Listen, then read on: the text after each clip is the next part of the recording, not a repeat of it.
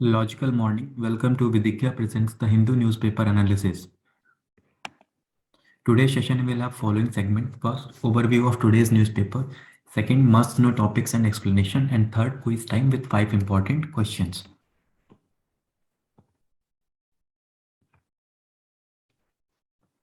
So the overview of today's newspaper. Today's newspaper is mainly related with most of the news are related with either UP election or Punjab election, and then rest of the newspaper is covered by Russia-Ukraine crisis. And there are few important topics that like Lokayukt and gaming online gaming, which was banned by Karnataka government. So there are three topics apart from Russia-Ukraine crisis that we'll discuss. So first topic is the escalation of Russia-Ukraine tensions, top priority, says India. This we will discuss. Panel on AFSPA removal misses 45-day deadline. So in this topic, we will discuss about Armed Force Special Power Act.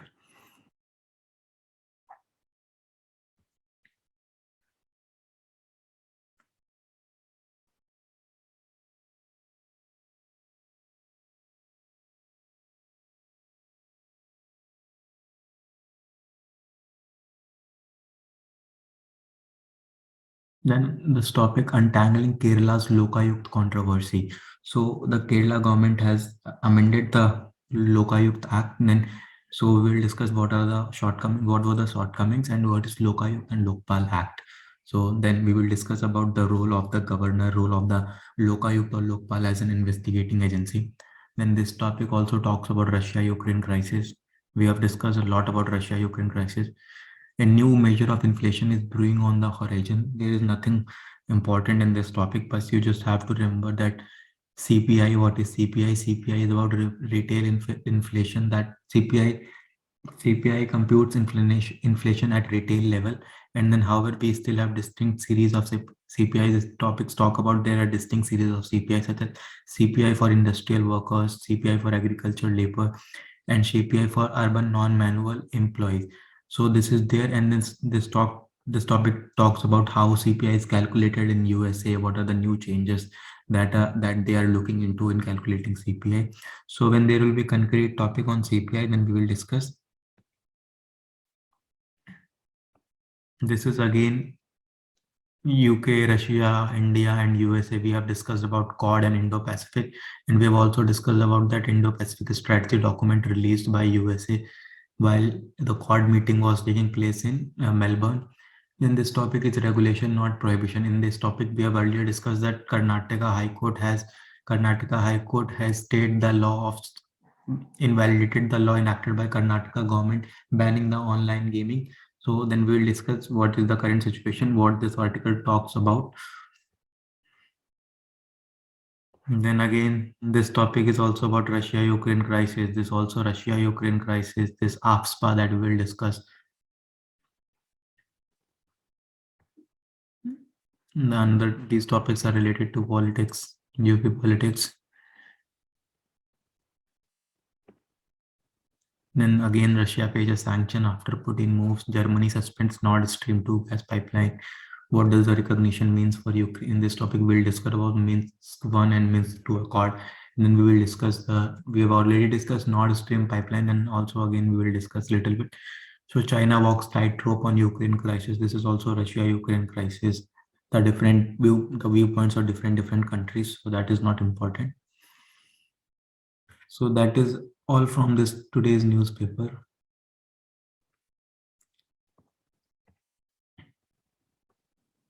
So the important topics for discussion: Russia-Ukraine crisis, Armed Forces Special Power Act, untangling Kerala's Lokayukt controversy, regulation, not prohibition. So the first topic, this is de-escalation of Russia-Ukraine tensions, top priority, says India. Russia faces sanctions after Putin move. So India has said that Russia and Ukraine should de-escalate and should not engage in a full-fledged war. So however, yesterday we have discussed that Russia has said that Russia is going to recognize two separatist groups that are operating in Donbas region, that is Luhansk and Donetsk and Luhansk. So because of this, the now Russian forces are moving in those separatist regions, saying that these are the peacekeeping forces.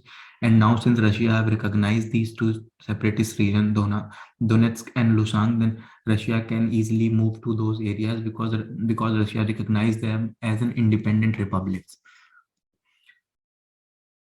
So it says Russia faced the prospect of harsh new Western sanctions on Tuesday after President Vladimir Putin recognized two breakaway regions in eastern Ukraine and ordered the deployment of troops there, deepening Western fear of a major war in Europe. So we have discussed that we have discussed 3 points that US and other Western countries are threatening Russia with economic sanctions.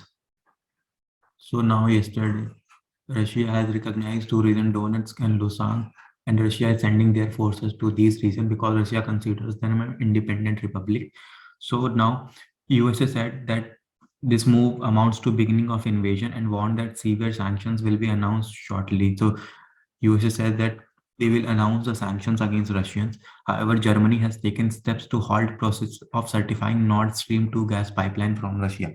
So this also we have discussed from Russia. There are two pipelines that comes to Germany, Nord Stream 1 and Nord Stream 2.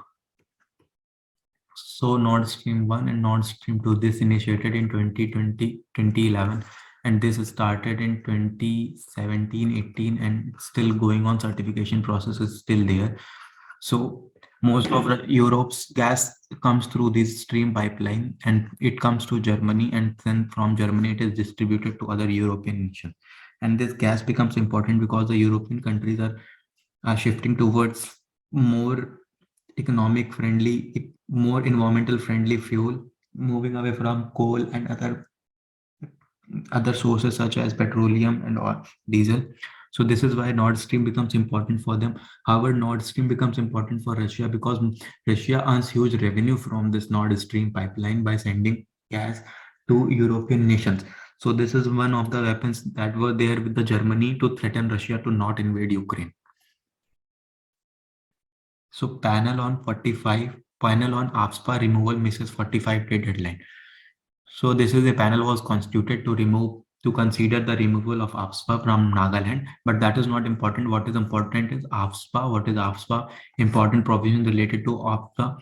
Why states are opposing to AFSPA and why there is why people are favoring AFSPA. So we'll discuss.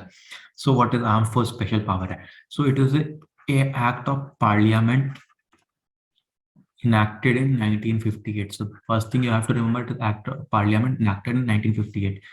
It gives armed forces the power to maintain public order in distributed area. So armed force gets the power to maintain public order, that is peace and security, in disturbed areas.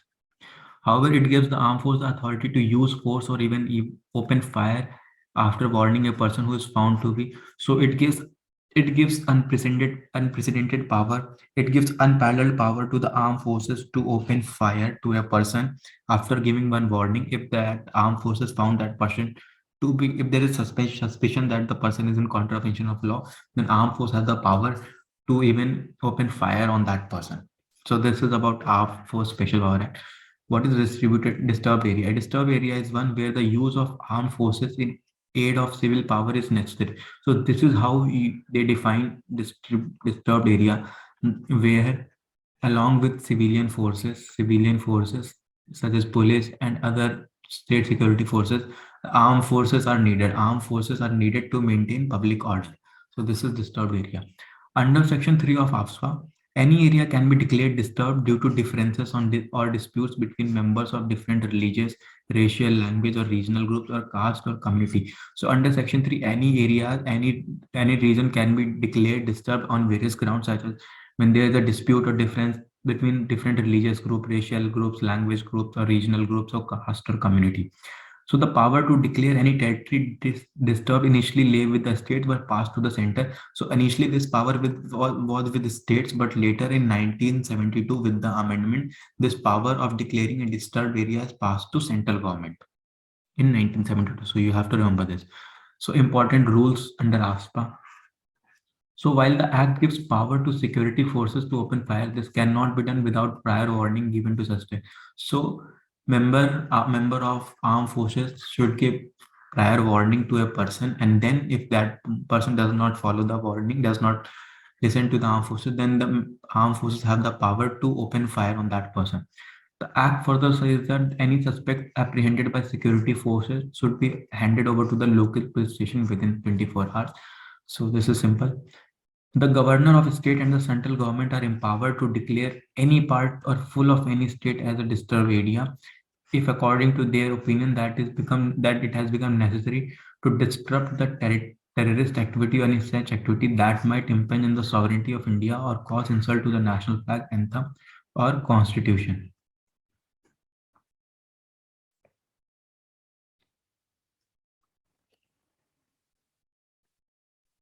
Sorry.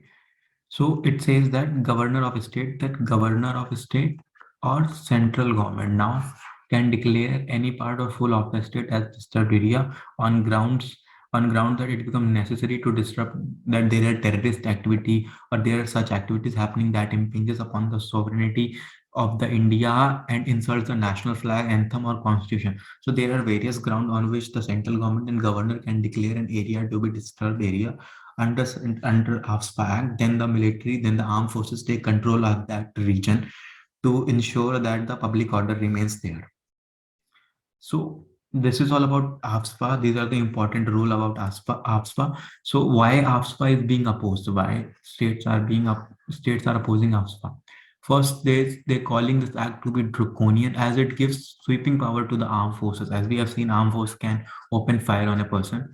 Therefore, they believe it is a draconian law. It allows them to open fire, even causing death against any person in contravention to the law or carrying arms and ammunition. So this is why, because of the sweeping power given to the armed forces, it is believed to be a draconian law. However, second point, it gives them power to arrest individuals without warrants based on reasonable suspicion. So the forces can arrest a person without warrant just on the ground of reasonable suspicion, and also search premise without warrant. So they can also search premise without the warrant and can also arrest the person. The act further provides blanket immunity to security personnel involved in such operation.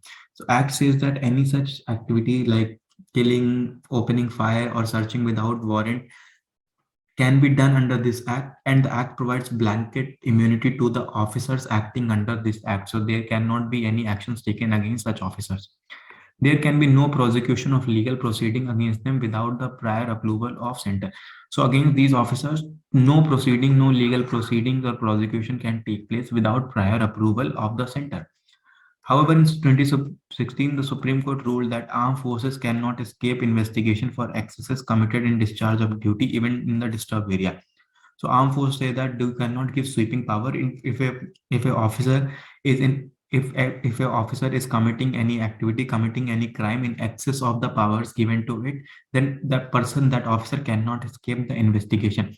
So in other words, legal protection offered by AFSPA cannot be absolute. So earlier it was absolute. Supreme Court said that it cannot be absolute if the power authority exercised is in excess of the power or authority given in the law, then the person cannot escape the investigation. So what are the points in favor of AFSPA? The AFSPA is applied to an area only when the ordinary law of land are found to be inadequate to deal with extraordinary situation perpetrated by insurgents spreading terror. So saying that in many areas there are civilian authority which are not able to control the menace, which are not able to control the insurgent activities. Therefore, it becomes important to use this law and to bring the armed forces to control the law and order situation. Insurgent movements in India have more or less been proxy wars being waged against India by external actors, and this make deployment of armed force in a insurgency role with enhanced legal protection necessary. It says that many transnational actors are also playing to threaten India's national security and sovereignty, and proxy wars are being conducted in northeastern state. Therefore, AFSPA become important, and AFSPA should also give legal protection to the officers in order to ensure the national sovereignty and security and the peace and harmony of the society. So third topic is untangling Kerala's Lokayukt controversy. So we'll discuss Lokpal and Lokayuk. So why this topic was in news? Because the Kerala government has amended their Lokayukta Act. So there were controversial provisions which says that if the Lokayukt finds that such an authority such an authority is such an authority has done corruption, then it can ask that authority to resign. It can ask that authority to withdraw from the post. However, the article says that Lokayukt is an investigating agency, therefore it cannot direct that authority to withdraw or to resign from the post. It can file a case in special court under the Lokayukt Act. So that is the issue. So that was the issue. That's why Kerala government has brought an amendment to this act to to withdraw that section and to amend that section and to make it relevant that the Lokayukt is an investigating agency. It can investigate and then file a case in the special court for the further prosecution and then finally for the conviction and the punishment. So first, the Lokapal and Lokayukt bill was passed in 2030 by Parliament. So it is a Lokayukt, it is a bill that was there that was starting like since ARC 1, that was Administrative Reform Commission, that was 1966, recommended the enactment of Lokapal and Lokayukt Act. However, it got delayed. Later, with Anna Hazare's protest in 2012, 2013, in 2013, Lokayukt and Lokpal and Lokayukt bill was passed in the parliament. So the act provides for the establishment of a body of Lokpal for union. So it says Lokpal will be an ombudsman body, that is a body for union government, and Lokayukt for state government. So this is the difference. You have to remember that Lokpal is for union and Lokayukt for state.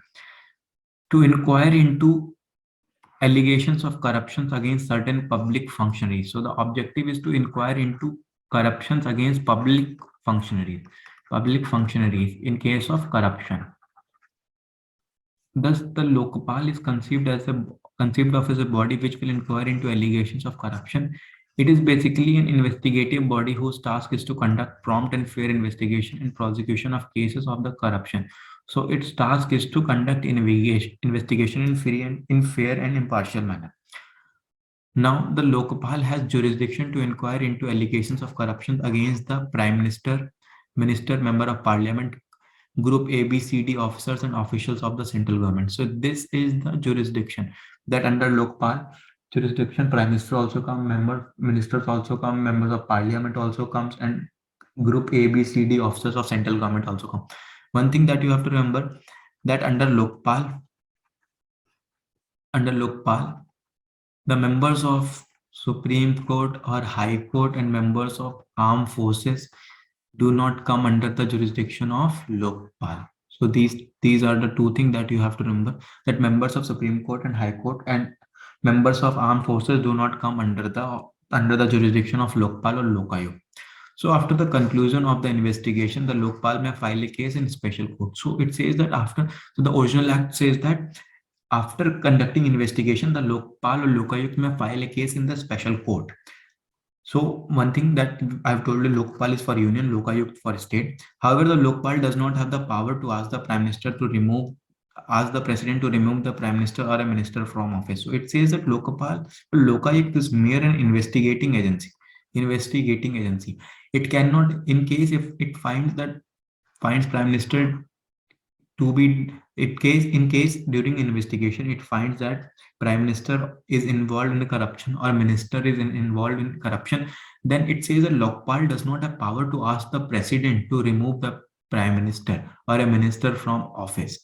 It can only file a case in the special court. It cannot ask president to remove prime minister or a minister. So what is the issue with Kerala's legislation? So section 14 of the act, which has now amended, said that if Lokayukt is satisfied on complaint against public servant being substantiated that he should not continue to hold the post by him. So it says that if Lokayukt finds a public official involved in the corruption, then it can ask that person to not continue with the position, with the post. So that was the issue that I've told you, that it is an investigating agency. It cannot direct that person to resign from the post, or it cannot ask the president or governor to remove prime minister or chief minister or ministers of central government or ministers of state government. So in another word, if the public servant is the chief minister or a minister, he shall forthwith resign his office. So this was the earlier provision, that if Lokaयुkt finds that the chief minister or minister is involved in the corruption, then he shall forthwith resign the office. It may be noted that here such a provision does not exist in any of the state laws or Lokpal Act of state. So this provision was not anywhere in the Lokpal Act or another Lokayukt Act of another state. So the article says this provision in the state law has serious legal and constitutional implications. Two important points need to be made here. So why this provision that Lokapal saying that you should, that the person, that the CM or minister should not continue to hold post. So why this is important, and why you cannot ask president or governor to remove prime minister or chief ministers respectively and members of respective central government and state government. So first issue, it is an investigative body and does not have the legal authority to direct the public servant to resign his post on the basis of findings. So this is first issue, that it is an investigating agency, that it cannot direct to the public servant to resign. It can only submit its finding to the competent authority, or as is provided in the Lokapal Act, file a case. So it can conduct investigation, it can submit its report to competent authority, or file a case in special court. So this is one problem, that they cannot direct to resign. Second, two, the chief minister or a minister hold office during the pleasure of the governor. So the chief minister or minister hold office during the pleasure of the governor, as stated in Article 164 of Constitution of India. The Constitution of India does not contemplate any external pressure on the governor to withdraw his pleasure. So there are certain situations in which the governor has the pleasure. Governor can direct, governor can remove the chief minister or the minister. The Sarkaria Commission has suggested that Sarkaria Commission of 1987 has suggested that governor can dismiss a chief minister only when he loses his majority in assembly and refuses to step down. So it says that the governor has the power to withdraw his pleasure and to remove the chief minister. So, but this can only be done in case where the chief minister has lost the majority,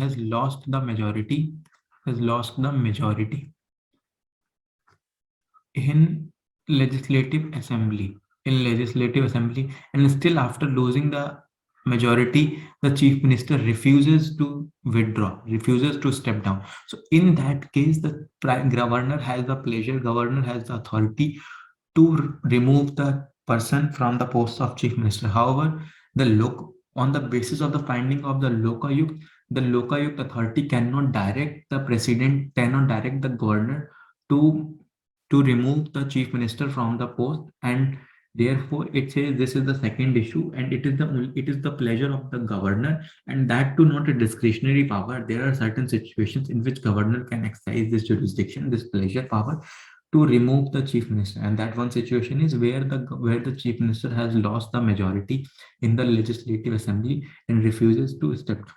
So that is the situation. That why this was an issue in the Kerala's legislation, and which the Kerala legislation has amended. So a chief minister cannot be asked to resign when he enjoys a majority in the house. So even if Lokayukt has found chief minister to be involved in corruption, he cannot be asked to resign as long as he is enjoying majority in legislative assembly. The governor, being a high constitutional authority, cannot be compelled by a law to act in particular manner so far as constitution. So there are certain constitutional duties of governor. This is one of the duties, to ensure that the chief minister has to check whether the chief minister has lost the majority or not. And if in case chief minister has lost the majority in the legislative assembly, then he can ask the chief minister to step down. So this is the constitutional authority, and therefore no law can be enacted which compel the governor to act in contravention of its constitutional duties and functions are concerned. No agency created by law by the assembly, particularly an investigative body, can declare that its decision can be carried out by governor, it would amount to violation of constitution. So they say doing such, it would amount to violation of constitution. Therefore, Lokayukt cannot direct governor, that on the basis of its report, governor should ask the chief minister to step down from his post, or governor should remove. So it cannot be done because it is a constitutional duty, and constitutional duty, on the basis of its constitutional duty, if the governor is satisfied that the chief minister has lost the majority in the house, then only it can ask the chief minister to step down, or it can remove the chief minister from that post of chief minister. So that is there. So we have discussed about Lokpal and Lokayukt. It came in 2013. Lokpal for central government, Lokayukt for state. The members of armed forces and Supreme Court and High Court does not fall under the jurisdiction of Lokpal and Lokayukt. We have discussed the issues that was there with the Kerala government, Lokayukt Act.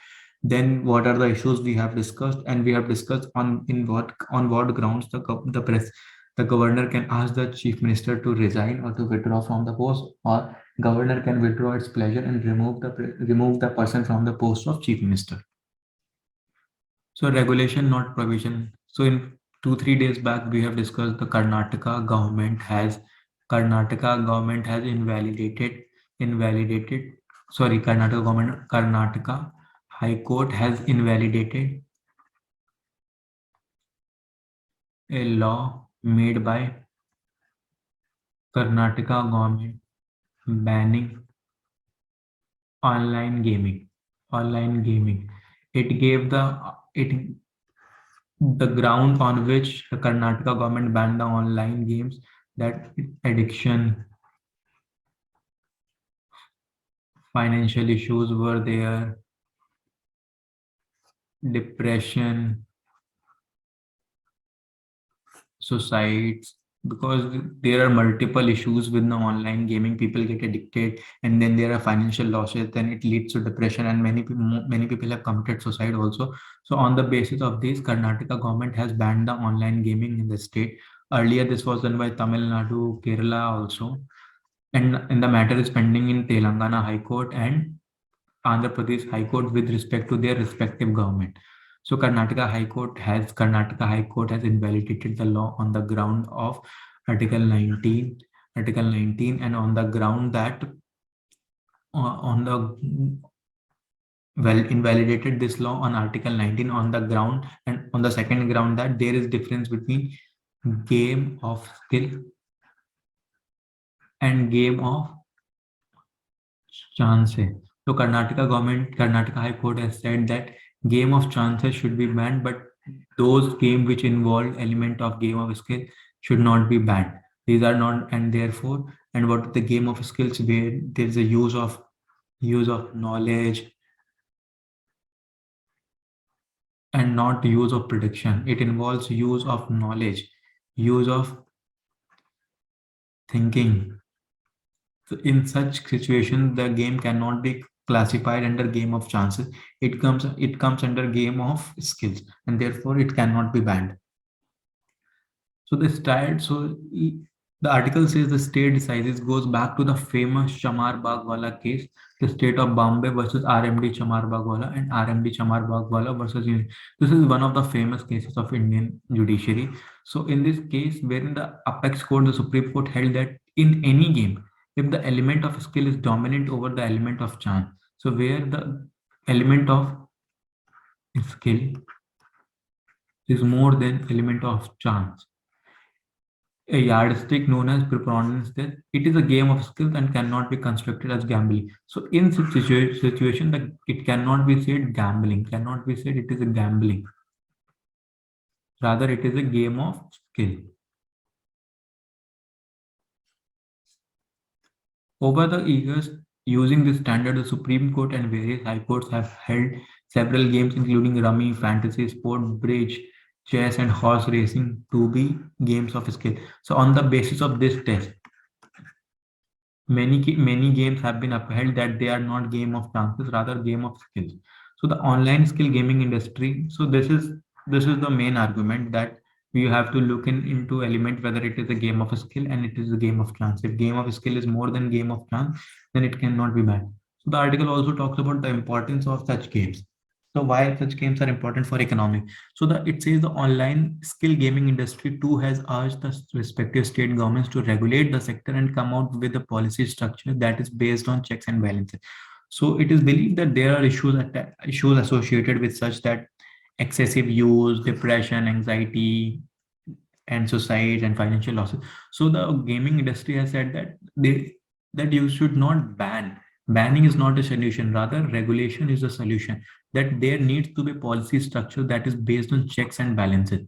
A blanket ban is not only arbitrary but also lead to untoward situations such as proliferation of illegal syndicates. So what is said that if you completely banning such thing, then there will be black market, illegal syndicate, black market. As we see that whenever there is a banning of anything, for example, earlier surrogacy was banned, or like sex selective abortion is banned, but still you see many illegal clinics are thriving where sex selections been taking place. So it says that banning is not a solution, rather than need for regulation.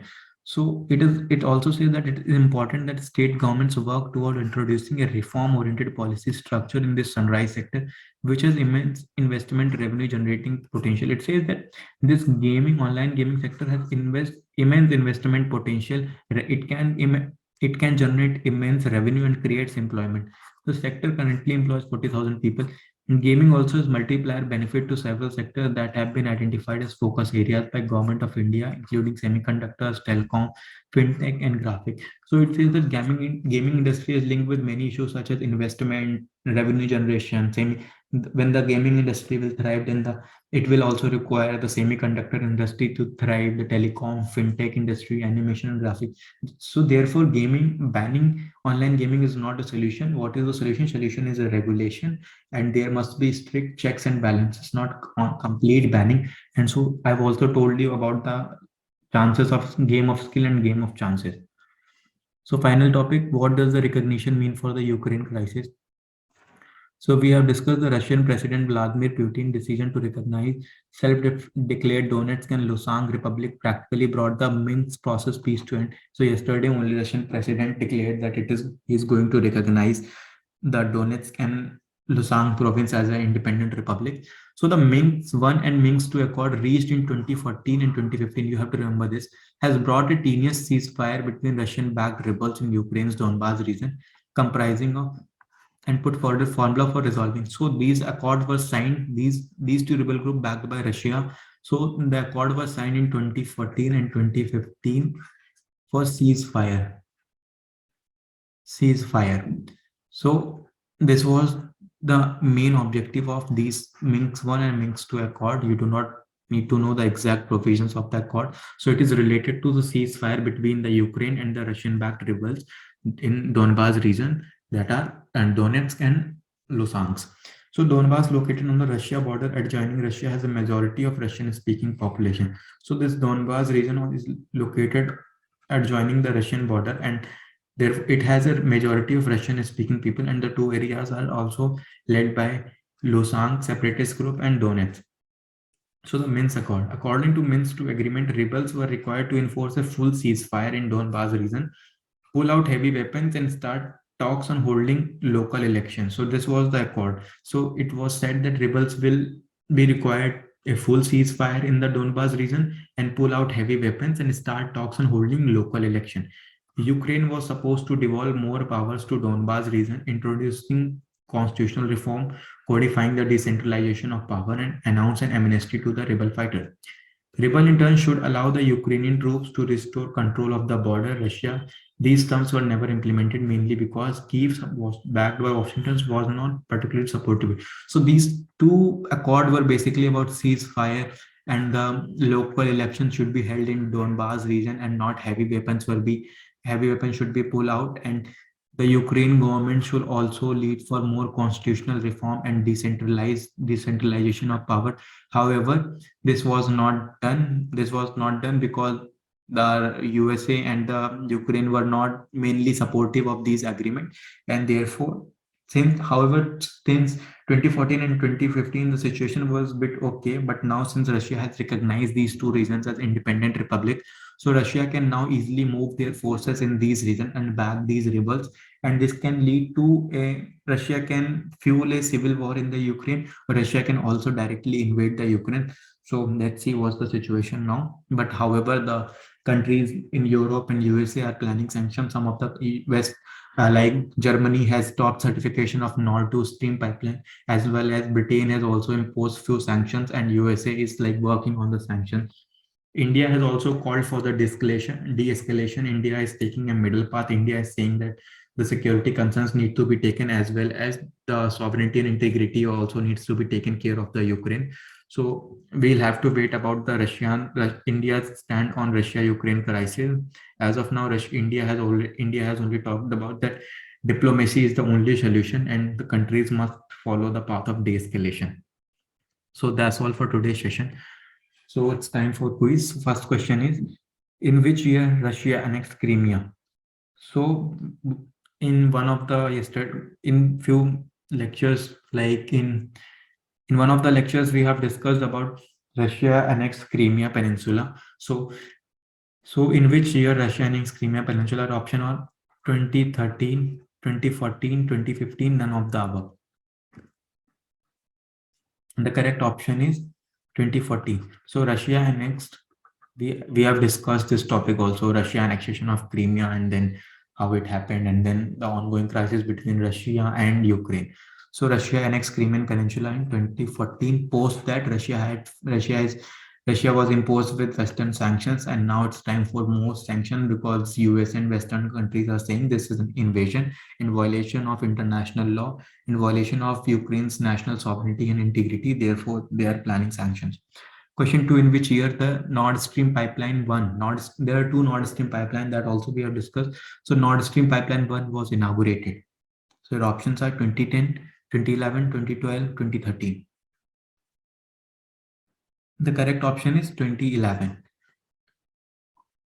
Nord Stream pipeline starts from which country?